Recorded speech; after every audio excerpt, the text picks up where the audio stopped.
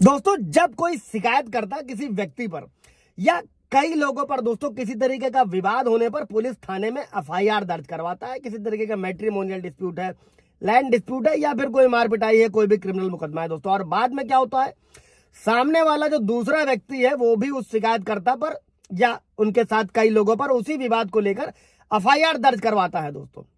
तो इसे ही दोस्तों क्रॉस एफआईआर यानी कि क्रॉस कंप्लेंट कहते हैं दोस्तों। और इसका मतलब ये होता है कि जब दोनों ही पार्टी एक दूसरे के खिलाफ एक ही विवाद को लेकर एफआईआर दर्ज करवाते हैं तो उसे क्या कहा जाता है, उसे क्रॉस एफआईआर यानी कि क्रॉस कंप्लेंट कहते हैं। और क्रॉस एफआईआर कैसे करें दोस्तों, ये वीडियो इसलिए बनाया है, किसी भी तरीके का आपका विवाद चल रहा है तो आप इसको समझ सकें। अगर विपक्षी पार्टी है किसी तरीके झूठी एफआईआर कराती है या फिर फर्जी परेशान करने के लिए फेक कंप्लेन देती है तो इसके अगेंस्ट में आप क्या कर सकते हैं, कैसे अपने आप को सुरक्षित रख सकते हैं। दोस्तों जय हिंद, नमस्कार, मैं एडवोकेट आशीष मिश्रा।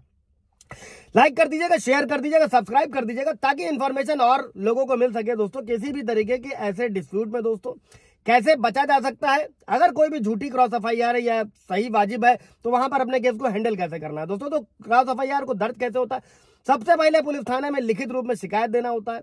और अगर पुलिस लिखित शिकायत पर एफआईआर रजिस्टर कर देती है तो ठीक है, वरना आप डीएसपी एसपी के स्तर पर जा सकते हैं, शिकायत दे सकते हैं और एफआईआर दर्ज करवाने का अनुरोध कर सकते हैं दोस्तों। अगर फिर भी एफआईआर दर्ज नहीं हो रही है तो आप संबंधित कोर्ट में दोस्तों, पिछले कानून में 156(3) था, सीआरपीसी अभी नए कानून में भारतीय नागरिक सुरक्षा संहिता की धारा 175 का सबसेक्शन 3 की जो है याचिका अपने वकील के माध्यम से दायर कर सकते हैं दोस्तों। इसमें कोर्ट आदेश करेगा, पुलिस जो एफआईआर आपकी लिख दी जाएगी। अगर किसी भी तरीके से पुलिस एफआईआर नहीं लिख रही किसी भी मुकदमे में, अगर चाहे पत्नी पक्ष परेशान है, पति पक्ष परेशान है या कोई भी किसी भी तरीके का क्रिमिनल सूट है दोस्तों, अगर पुलिस एफआईआर दर्ज नहीं करती है तो इस माध्यम से आप एफआईआर दर्ज करा सकते हैं। और अगर आपके शरीर पर कहीं कोई चोट लगी है तो तुरंत पुलिस को सूचित करें और तुरंत अपना मेडिकल करवाएं, उसकी एमएलसी कटवाएं दोस्तों। और अगर आप पुलिस थाने तक नहीं जा सकते हैं, चोट ज्यादा गंभीर है तो सीधे अस्पताल भी जा सकते हैं, क्योंकि अस्पताल में पहुंचने पर प्रशासन खुद ब खुद जो है पुलिस को इस बारे में सूचित करता है दोस्तों। अभी ये समझ लेते हैं क्रॉस एफआईआर करने का फायदा क्या है दोस्तों।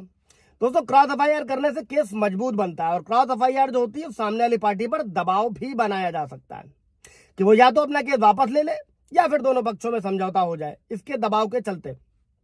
और यही वजह है क्रॉस कंप्लेंट वाले मामलों में ज्यादातर समझौते के चांस बढ़ जाते हैं दोस्तों। और वैसे तो क्रिमिनल केस करने के लिए कोई समय सीमा नहीं होती है दोस्तों, लेकिन फिर भी हमेशा जितनी जल्दी हो सके, जितनी जल्दी पुलिस थाने में एफआईआर जो है दर्ज करा देनी चाहिए अगर किसी तरीके की घटना आपके साथ में हुई है।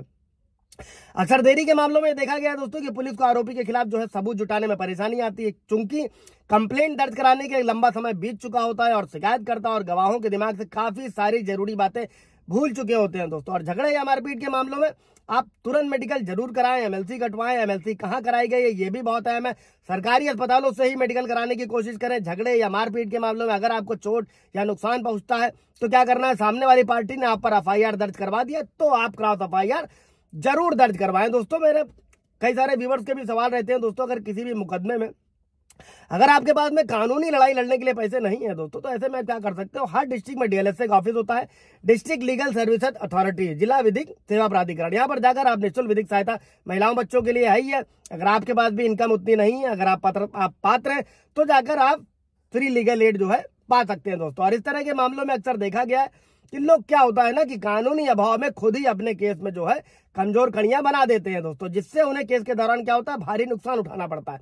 इसीलिए हर कदम शुरू से ही उचित कानूनी परामर्श के साथ में उठाया जाए दोस्तों। अगर आप लोगों में कोई सवाल जवाब है तो कमेंट में पूछिएगा, क्लियर किया जाएगा दोस्तों। Thank you.